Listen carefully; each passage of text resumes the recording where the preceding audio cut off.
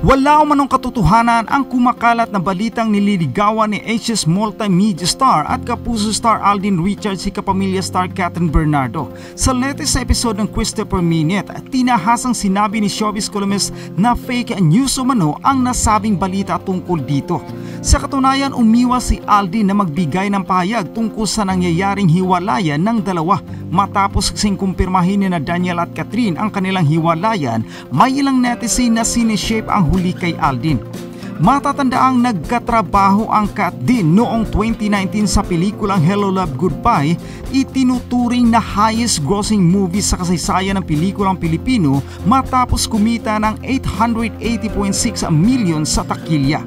Marami ang napapatanong ngayon kung what's next na kay kapamilya star Catherine Bernardo ngayong officially wasak na ang Katniel bilang tambalan sa real at real life. Sabi nga ng mga usap-usapan sa social media kung sino man daw ang magiging bagong jowa ng ex-boyfriend ni Daniel Padilla, abay parang big shoes to fill dahil sa taas ng standard.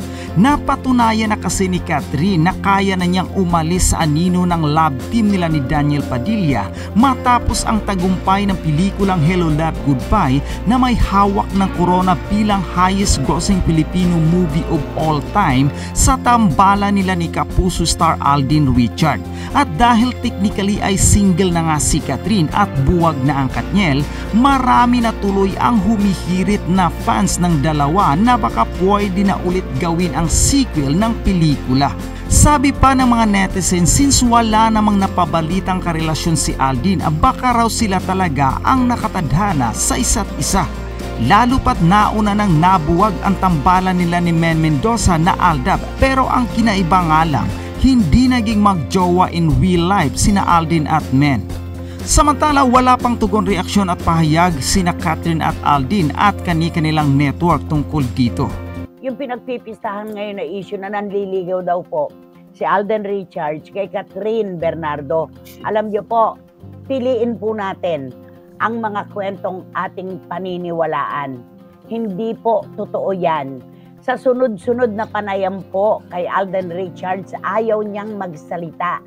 Kahit kailan, ang sabi niya, bigyan natin ng pagkakataon na maghilom ang sugat na nagkahiwalay na magkarelasyon. Ayaw niya magkomento. So, paano niyo po sasabihin yung nililigawan mo nga ba si Catherine? Oo, nililigawan ko siya ngayon. Fake news. Naku po, fake news po yan. Di ba, Romel? Oo, nakakaloka talaga ang mga ang gagaling gumawa ng kwento at nakakatawa kasi sa kabila ng mga ganitong bagay-bagay, nagagawa pa nilang gumawa ng mga taong hindi involved, pinai-involve na sa mga sitwasyon. Magulo na, paguguluhin pa. Sana huwag ganun. Oo, napaka-marespeto ni Alden Richards para makihalo o makisawsaw at maki-join dyan. Hindi po talaga. Sunod-sunod na panayam po yan sa press con ng pelikulang Yung Family of Two. Nila ni Sharon Cuneta. Pero wala po talagang nakuhang sagot ang aking mga kasamahang manunulat tungkol sa tanong kung anong masasabi niya tungkol sa paghiwalay ng Katniel. Wala po talaga at hindi po ganong klase ng tao. Si Alden Richards, may sarili po siyang karera.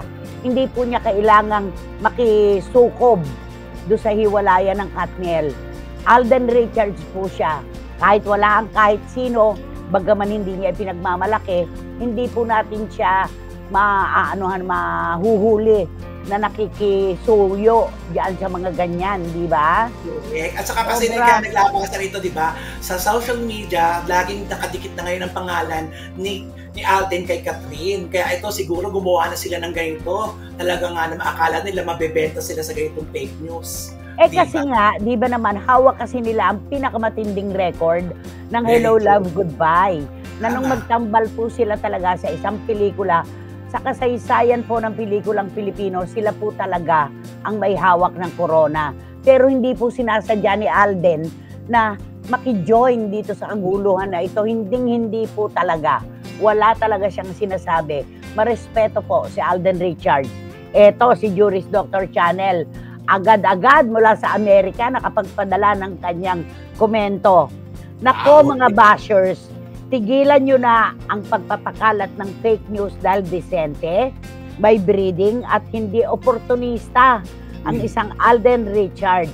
Pero sa isang banda, kawawa naman si Daniel Padilla. Nang dahil sa fake news, for sure, naghihimutok yun sa galit. Oh well, deserve. Sabi niya, deserve. Oh, di ba? Yun. At sabi ni John, wag nga niyong idamay-damay si Alden Richards sa mga issue na ganyan. Unang-una, hindi nga siya nagsasalita kapag tinatanong. Tapos ngayon, makikisali-sali siya sa ganyan. Wag na. Mag-ingat kayo sa mga pinalalabas niyong balita. Yung mga kwento niyo, puro pulpul. Sabi ni John. Oo. Naku na yung mga syunga. At Bob. Sabi naman ni Paulo Ubalde ng Virac. Naku na yung mga syunga at Bob. Lang po ang naniniwala sa fake news niya yan. Oo nga naman. Mag-ingat po tayo. Ang dami pong fake news na kumakalat. Huwag po tayo naniniwala agad-agad. Nagkalat ang fake news lalo na sa pagsausaw sa breakup ng Katniel. Si Joshua din, nadamay sa fake news na yan. Grabe, ang gagaling nilang mag-imbento, mapag-usapan lang ang fake news nila. Sabi naman ni Boise Caragay, oo, si Joshua, kesyo, iniwanan na raw niya bilang kaibigan.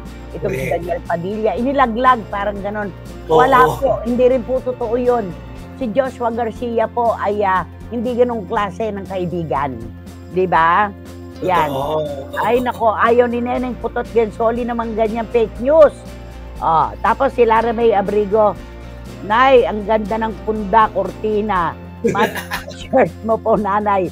Of course, nakita po lahat ng dahil sa ilaw. Mayang, maraming salamat. Pinagtanggol mo naman ako kay Boyce Caragay. Pampalubag loob. Mga anak ko talaga. Okay. At eto pa, sabi uli ni John, please, yung nga gumagawa ng mga clickbait at saka mga fake news, mahiya kayo sa mga sarili nyo. Yung mga artista nga, ang ganda ng samahan. Kayo ang nangwawasak. Mag-ingat po sa mga fake news peddlers. Yan po talaga ang mga peke. Yan, sabi ni John. Tapos sabi ni Eddie Elitada, wag nga kayong ano-ano dyan, mga eng-eng. Hindi mahilig sumausaw si Alden sa mga issue. Hindi siya tulad ng iba dyan na mapag-usapan lang, makikiride on na. Sabi ni Eddie Elitada, nagsusuplada. At nakawala sa tipo ni Papa Alden ang sumausaw sa mga ganyan. Pwede ba? Very secure si Alden. Hindi niya need ng mga ganyang ka-ek-ekan. Sabi ni Boyce Caragay. At sabi uli ni Lara May, Nay, may mga kumakahol-kahol nga po kay Tisoy. Komo ba at may napatunayan na ang tambalang kat din? Sisirain naman si Tisoy ko? Hoy! Magsisigil kayo. Siyempre, galit si Mayang. Tisoy ko. Tisoy ko, sabi niya. Nako mga bashers, tumigil kayo. Fake news yan. Pati si Alden nananahimik, hindi nadamay nyo. Magsitigil kayo, sabi ni Tita Nene Olanday. Alam mo, nakakaawa naman kasi talaga, di ba?